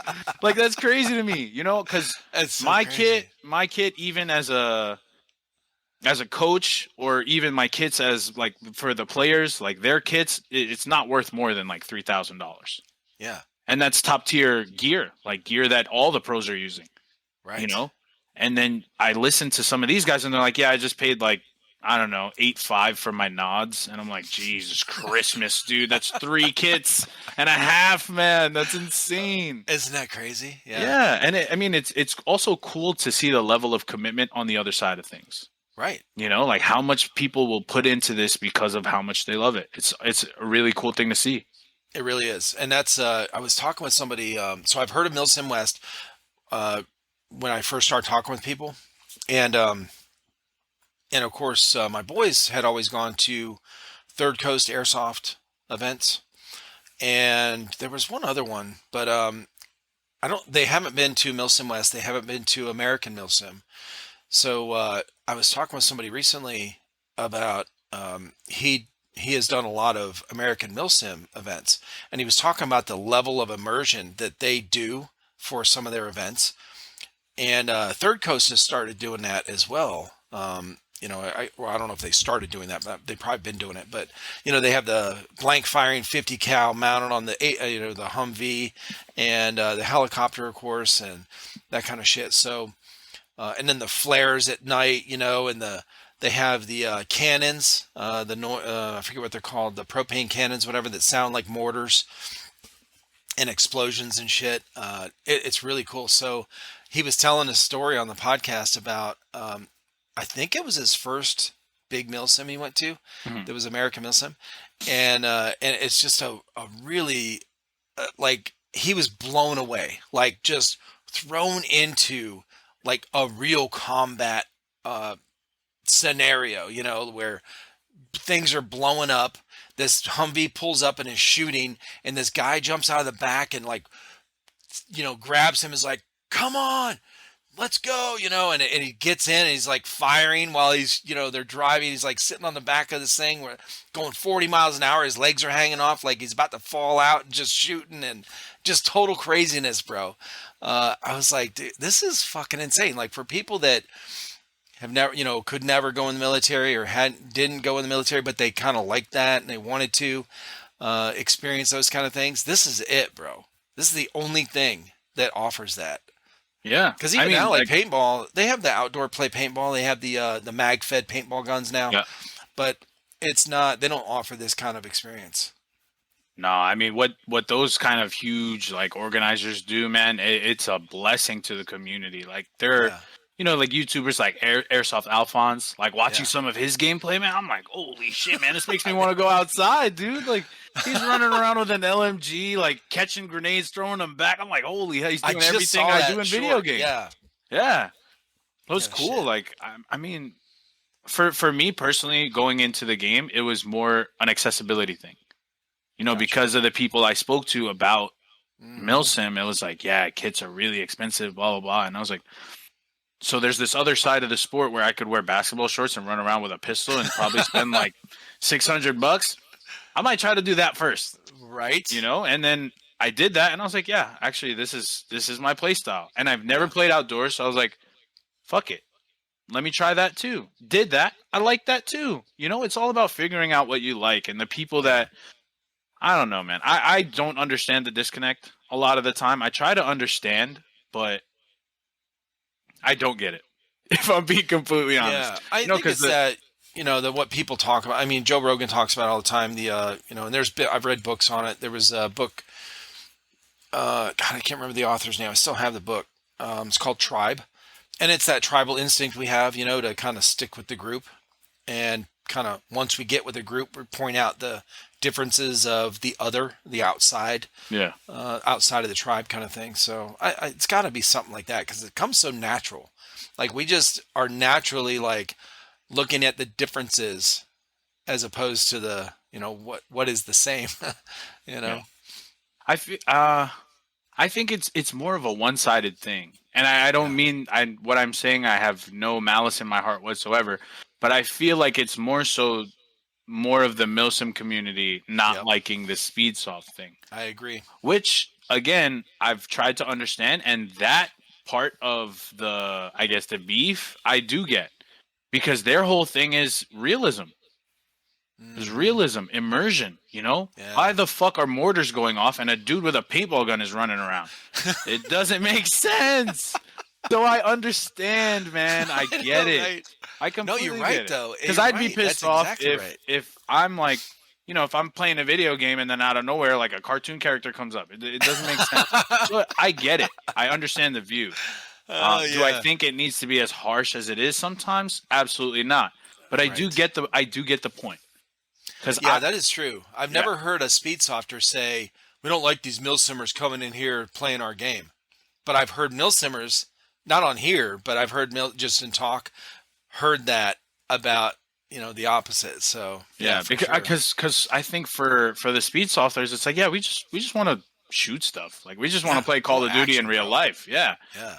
And like Call of Duty in real life, all the customization you want, you don't have to wear a kit. When I first started, I was playing in a tank top, and people are like, "Yo, you're crazy! It doesn't hurt." And I'm like, I mean, for me, it doesn't. So me wearing a tank top helps me call my hits, because I want to be an honest player. If I come out and I'm wearing a hoodie, me being already thick-skinned, I won't even call it. Yeah. So I'm kind of doing everybody a favor, wearing a tank top.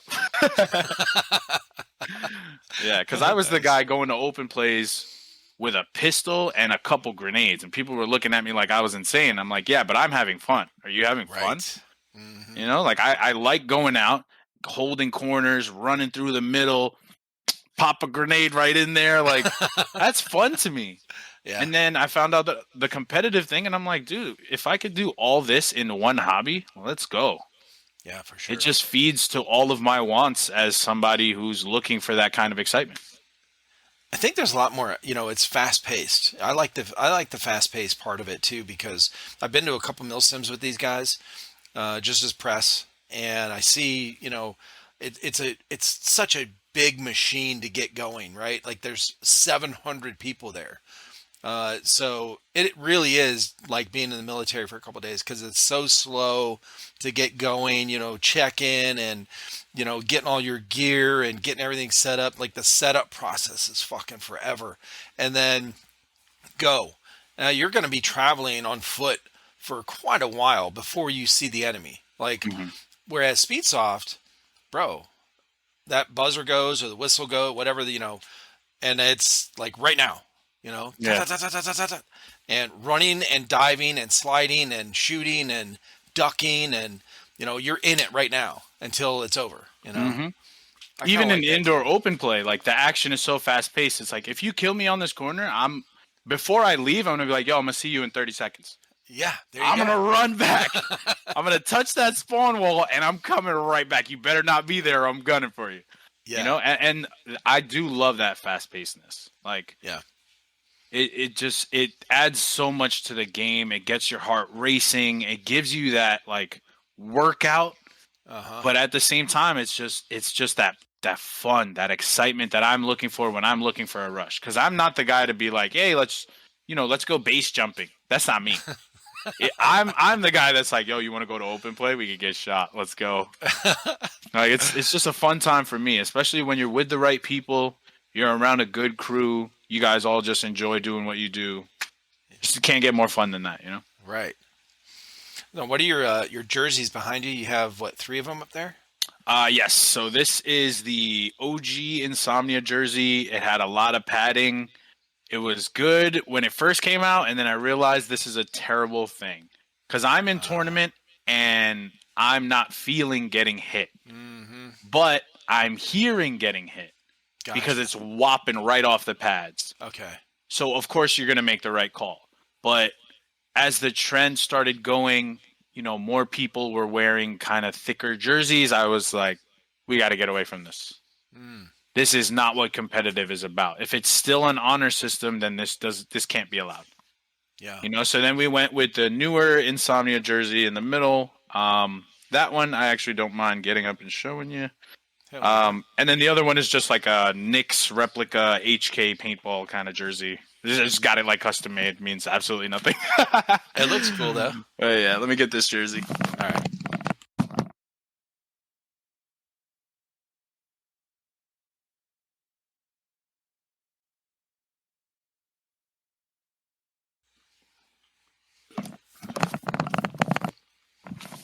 All right, so yeah, just nice paintball jersey. We got our sponsors on the front. Our main sponsor right now and our only sponsor is Full Auto Airsoft, where I work with John. Also have the arena logo because that's our home field. Love that place. That's cool. And then just like great paintball style jersey, super vented, nice and thin. Anytime you Yeah. get hit, you're feeling it. Gotcha. I didn't even know I brought this over. This is just a whistle my team got me. It says best coach ever. Oh shit! Kinda Check thing, that out, yeah. bro. That's nice. Yeah. Gold All right, whistle. let me pull it back. Yeah, I'll tell you the story when I get back. Hold on, let me put it back up on the wall.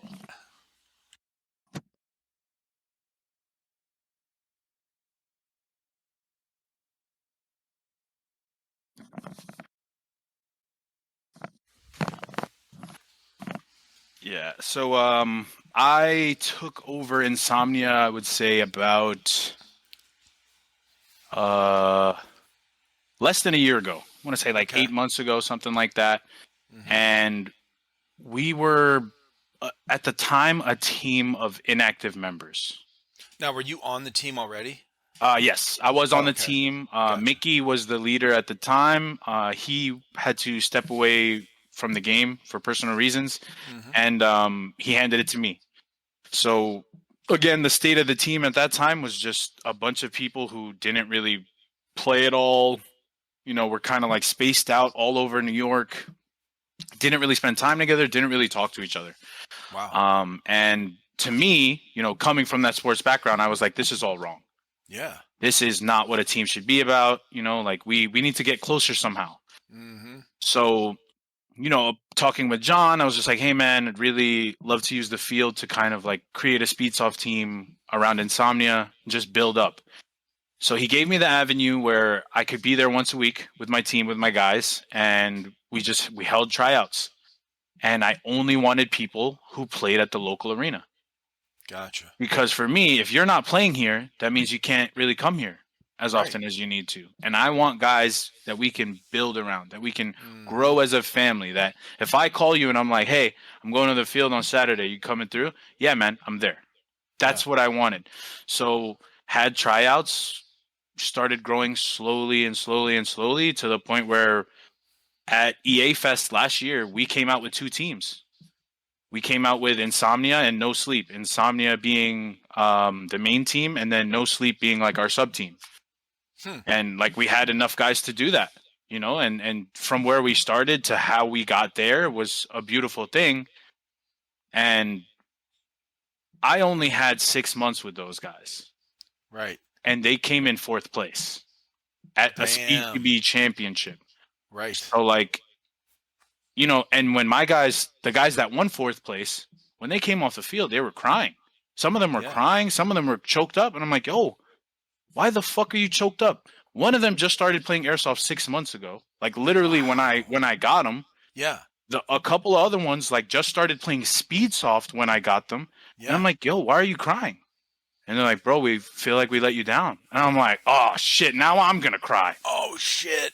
Oh, I'm I like, thought they were crying because it was tears of joy that they that's placed. what I'm saying. I'm like, Yeah. I was trying to figure out why, and they're like, dude, we feel like we let you down, man. Like, we wanted to come out and bring home a W, and I'm like, no, dude, You like, should have been like, yeah, you did. Cry harder. I mean, it only because it was the first tournament we all went out to together. As a coach, I was like, oh man, this is a moment that we're gonna never forget. Like, I need to make it a positive one. Yeah. So I was just like, yo, nobody let me down. Like, you guys played your fucking hearts out. Like, I could not be more proud of you. Don't walk out of this building with your heads held low, please. Yeah. Like, that would be the opposite of what we do. No matter what happens, no matter the outcome, heads held high. We are always business, like on the field, and Right. gentlemen off the field. Mm-hmm. So like, pick your chin up, and we'll be here next year. Yeah. And like, I saw the look on the guys' faces. Everybody's like, people wiping tears and whatnot. And I'm just like, yo, like, we did it. Yeah. In 6 months' time, we created a core of players that I don't think will ever stop playing. And then, a couple months after, it's just a regular practice. I'm like, all right, yo, gather up. Let's talk about practice. Let's go over the agenda. And they're like, yo, whoa, whoa, whoa. Before the agenda, got a little gift for you.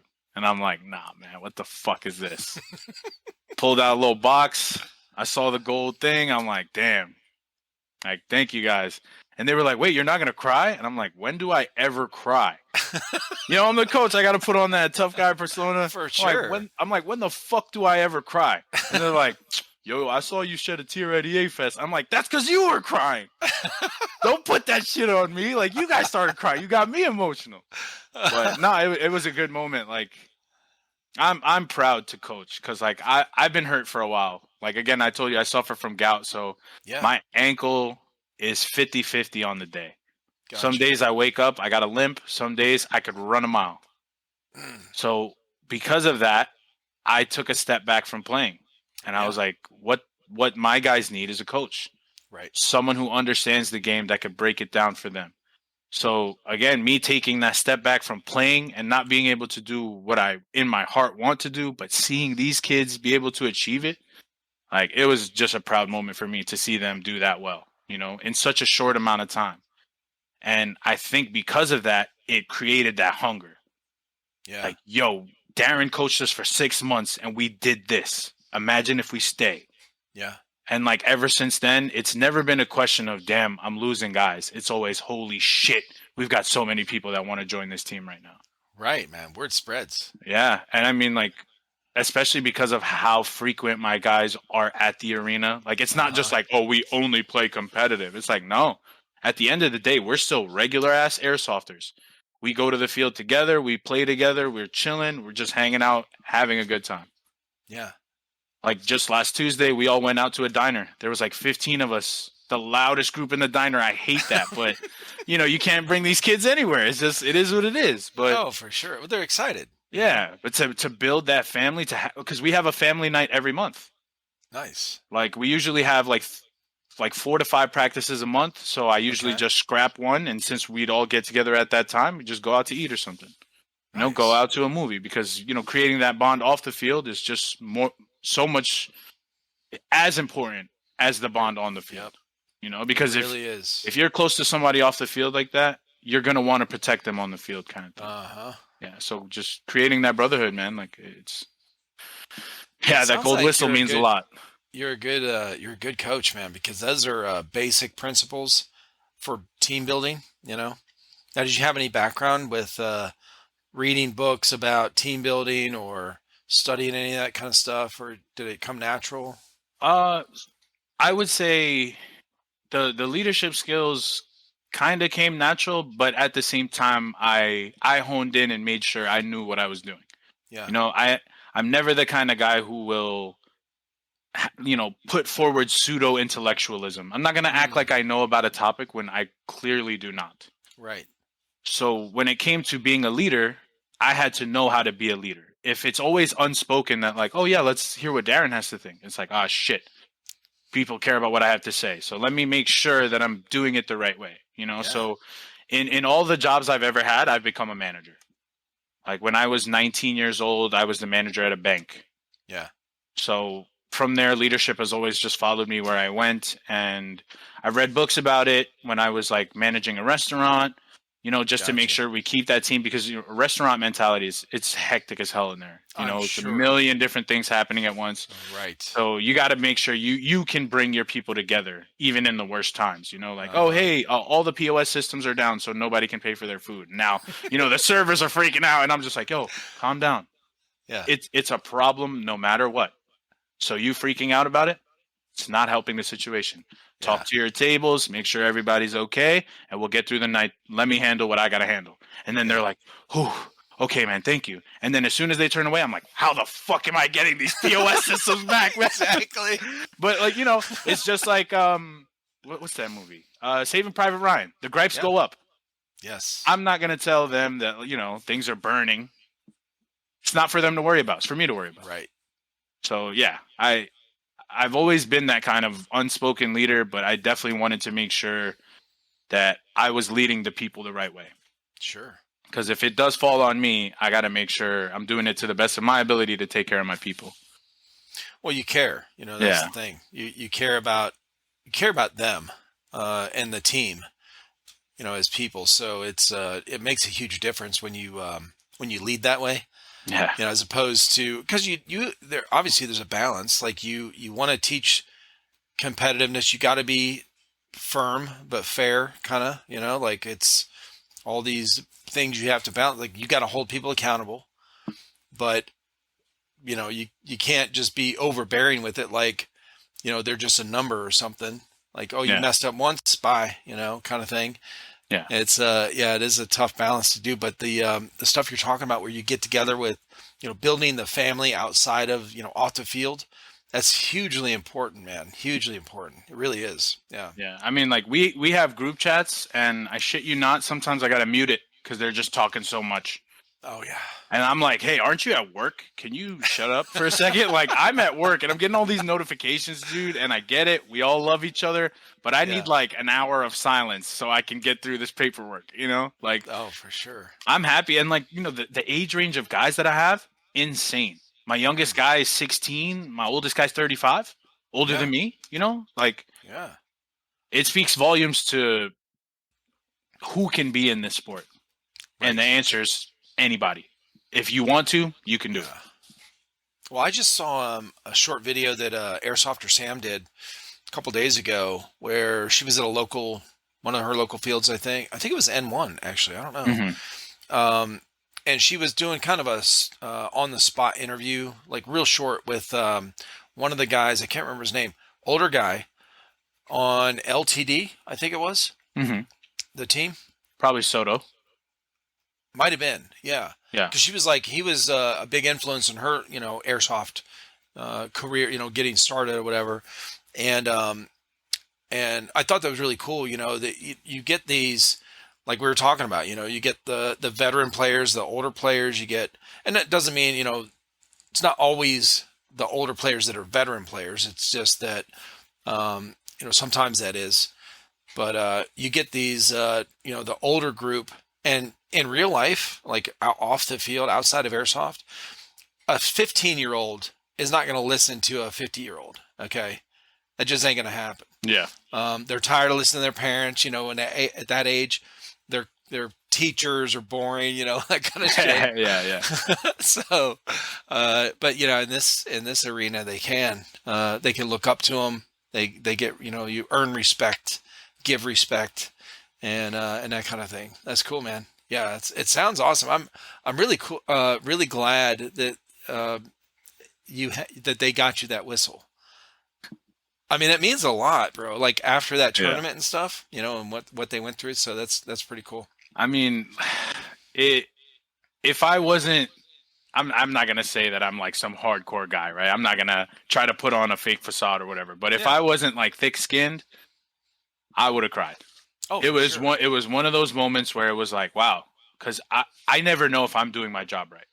Because I'm the coach. Who's going to tell me I'm fucking up? Literally you don't nobody. have somebody, right. Exactly. Yep. So sometimes I'm like, damn, am I doing enough for my guys? Yeah. Like, am I doing what I have to do as a coach to make sure they're successful as players? When I got that whistle, I was like, fuck. I still don't know if I'm doing a good job, but at least I know I'm appreciated. It was nice. It was a great Yeah, moment because right? like, That's cool. my friend who got me into airsoft is on the team. A bunch Oh, of guys nice. that I met, years ago are on the team. Like it was good to see that like I can really help by spreading the knowledge that I have about the game. Yeah. And that's kind of why it hit me hard when I got that whistle because, I only started playing 2.5 years ago. Right. But sometimes it's not about the length of experience, it's just the experience itself. Right. And because I played competitive and I understand the flow of the game, like I'm able to help these guys with their mentality on how to play. And Hmm. yeah, man, that whistle, shot to the heart, man. That's that's something, what you're felt like or whatever originally, with, I think probably in the back of your mind when you started, and got on this team, you're probably thinking, man, I haven't been playing that long. There's so many more people that have played longer than me, have more experience, that kind of thing. And I can definitely relate because, when I first started doing these podcasts religiously, like putting them out on a schedule, so many times a week, whatever, which was probably about maybe 6 months ago, maybe less. I was really, really self-conscious about, having people on that would know or find out that I didn't play airsoft. So it was, I just kind of avoided it. Like I didn't want to talk about it or bring it up or tell them, whatever. But it always came up, like just in, as we're talking, they're like, oh yeah, so when did you go? What'd you do last week? I might, as we're just conversation normal, like, oh, what'd you do last weekend? And they're like, oh man, I went and played here. I did this. What'd you do? Did you go play last weekend? I'm like, no, I didn't play. And then they're looking, and I'm like, yeah, I haven't played. And I've had And so they're many people waiting for like, you to say yeah, how they're long you waiting. haven't played. Oh, dude, do you follow Crisis? Drop Dead Drizzle, Yes. Tack City Girl. Okay, Yeah. I had her on the podcast a while ago, and I don't know, maybe halfway through the podcast that this came up, and I go, yeah, I haven't played, and she goes, oh wait, what? Like it stopped her, and she's like even to this day, like even yeah, even now, I haven't played airsoft. She's like, oh, okay, like it just, and nobody's really been like, oh, that's weird or whatever. It's been cool. It's just, they're very surprised when they find that out. But I was really self-conscious about it because I don't have that experience.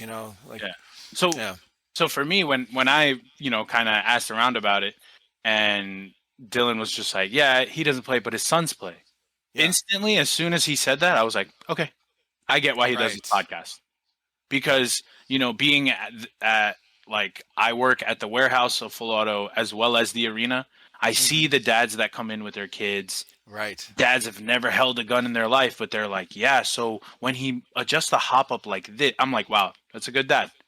yep, He's getting into what his son is into because he cares about his kid. I hear So you. once I heard that, I was like, I already know this dude's a good dude. Thanks, man. I'm Yeah, gonna I'm gonna get on this podcast no matter what. Like if I gotta rain check it, I'll make sure I'm at the rain check because like it's a beautiful thing to see, man. Because again, like we talk about, like yeah, airsoft's what brings us together, but it's like airsoft's what's bringing that family together. yeah, Airsoft is what's making that dad interested in their son or building that bond between whoever guardian is with this kid trying to get an airsoft gun. Like it's a beautiful thing to see, and it's sad that sometimes it doesn't work out that way because of how guns are viewed. But yeah. when you do see it, like you got to make sure you take care of that kind of relationship. So whenever there's like a Hmm. dad that comes in, I'm always like, hey man, if you have any questions, my name's Darren. Just talk to me. I got you with whatever you need. Right. So hearing That's that you cool. didn't Yeah, play, but you got kids that play, I'm like, yeah, yeah, this makes 100% sense, and it's actually a very awesome idea. So yeah. yeah, Thanks, dude. of Yeah. course. Now, how about your parents? Are they, were they against guns growing up? Were you exposed to guns at all, like No, growing up? Okay. no exposure to guns whatsoever, other Yeah. than Call of Duty, Halo, and whatever other Right. video games I was playing at the time. Yeah.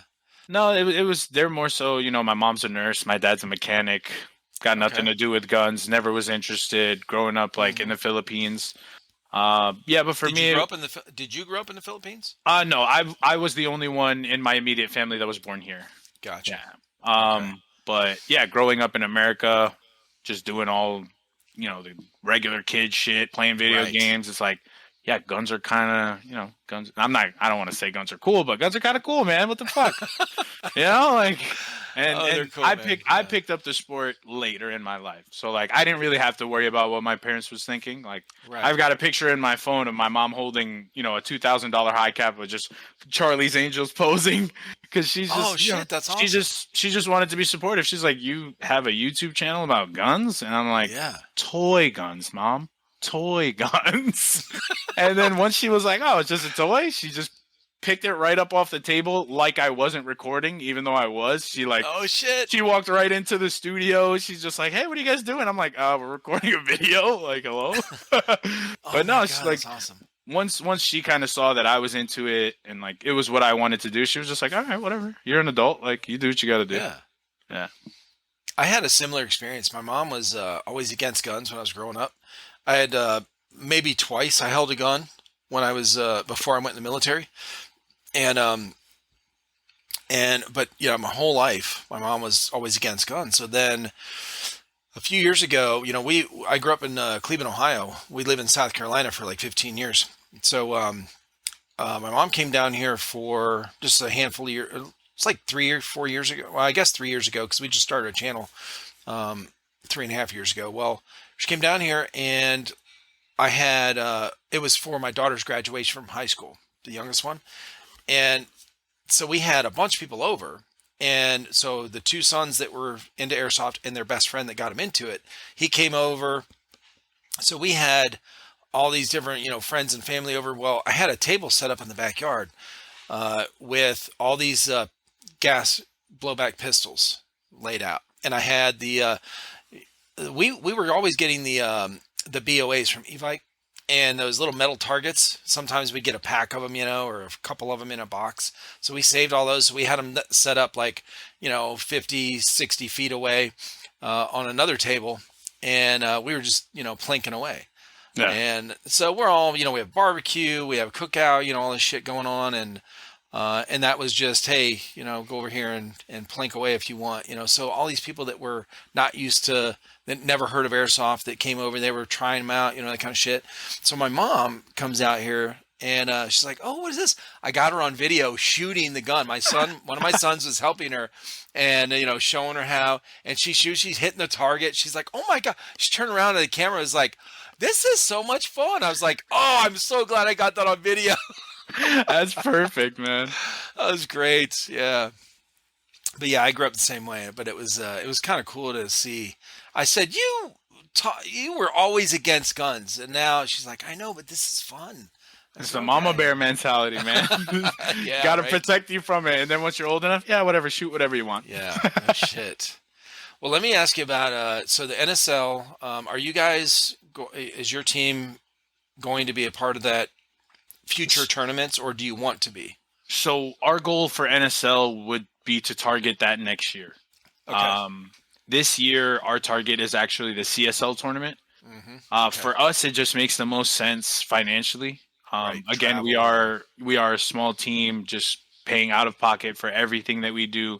yeah. So, being that more of the tournaments are local, it does help us tremendously. So, we're gonna go like we've committed to all 5 or 6 CSL events, and we're Nice. just gonna try to bring that championship home, and then Oh, cool. regardless of the outcome of that, we figured we'd focus on a next league in the next year to come. Right. Because for I don't know, for me personally, it doesn't really make sense to jump from tournament to Mm. tournament, Yeah. right? Like the whole goal of having this competitive team is to bring a championship home. Hmm. And what best way to do that if we really hunker down, put all of our resources towards one league, and Yeah. just go to every tournament, get points from every single tournament to try and bring that ship home. So, although NSL is a huge league with tremendous backing, We want to do CSL 1 to support my boy Keegan. Ever since I got into competitive Speedsoft, he's been like a number one resource for me. I can't thank that guy enough.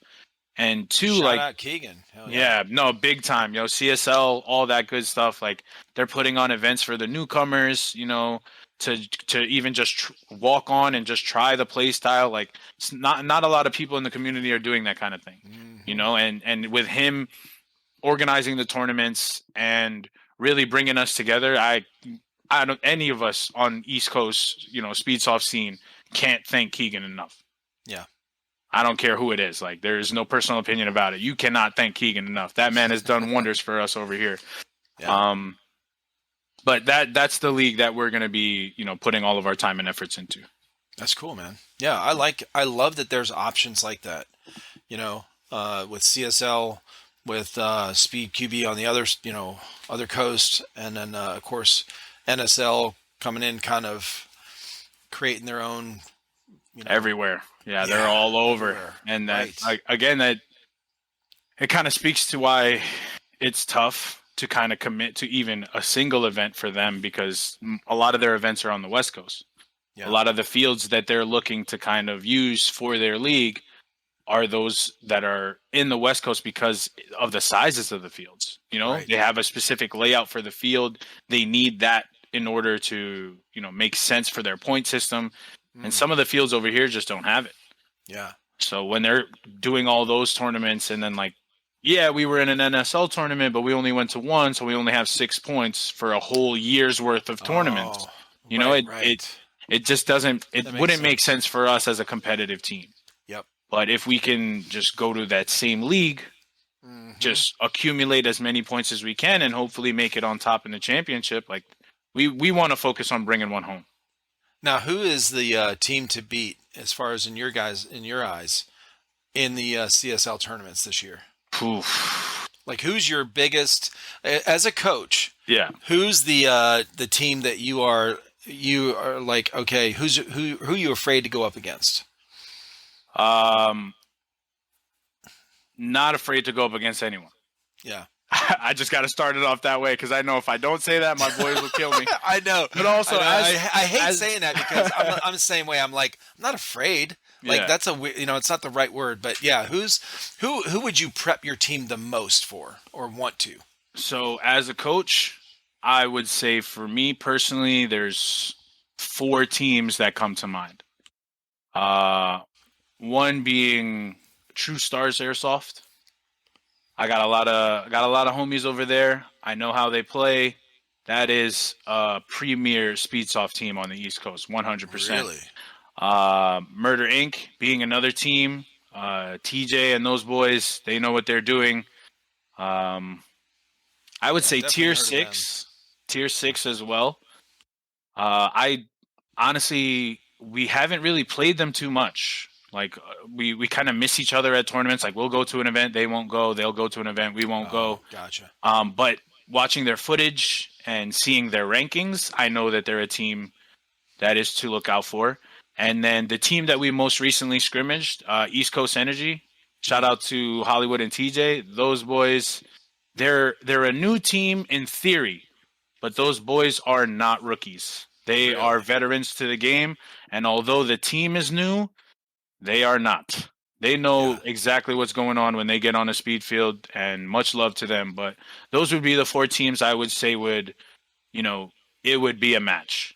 100%. Because even the last time we faced True Stars at EA, after the game, Keegan came up to me and he was like, yo, we want to do a lineup with the boys. Like, you don't usually see that in Speedsoft. Usually, as soon as the game ends, people just walk the fuck off, because it's like, fuck sportsmanship. If there's no sportsmanship that needs to be there, then it won't be. But for them to reach out to us and be like, yo, that was a good fucking game, let's line it up, let's shake hands. Beautiful thing to see. Beautiful thing to see in Speedsoft. Because it doesn't happen a lot, especially with the regular things that do happen in certain tournaments with, like, shrugging and cheating and all that other bullshit. People don't want to shake hands. Gotcha. But when you play a game like that, that's so close to the T, that every player is playing as honorable as they can be, you want to dap it up after that. You want to shake hands after that. So it was a beautiful Nice. thing to see, especially on the competitive side of things. Yeah, Because we're so definitely. used Yeah. to it in regular sports, you know. Again, like I played basketball, you played Right. football. You had to do it. Yeah. And for this one, we didn't have to do it. But we did it because that was how well that game was played on both ends of that field. That's cool, man. That should be, yeah, that should definitely be a trend that you guys start for these tournaments, is doing Yeah. that. I Uh, was thinking even to go as far as like, you know, like national anthem kind of stuff. You know, uh-huh. like an opening ceremony to the tournament, not just like, Right. hey, it's 8 o'clock, let's get these games going. Like that, it doesn't feel Yeah. like a tournament to me, No. you know? Yeah, you Like got to get something that kind of gets everyone ramped up and amped up and ready to go. And okay, it gets, that I'm in that mindset, ready to go. opening ceremonies, man. I think Yeah, it's like, it right. just makes sense. All the teams center field, announce the teams, you know, captains come up, shake hands, do what you got to do. Like, if we can really just organize it the way that you would a basketball tournament, AAU tournament, you Hmm. know, we can get something going, no matter what league it is. If we can just Yeah, promote the sportsmanship side of it, anything can thrive, you know? yeah, for sure. Man, that's awesome. Okay. Well, I've definitely heard of Murder Inc. Yeah. I think they're on the West Coast, right? I think they're both sides. They Oh, they have a are. team Okay. over here on the east, Okay. and then they have a team over there on the west. Okay. Gotcha. All right. Cool.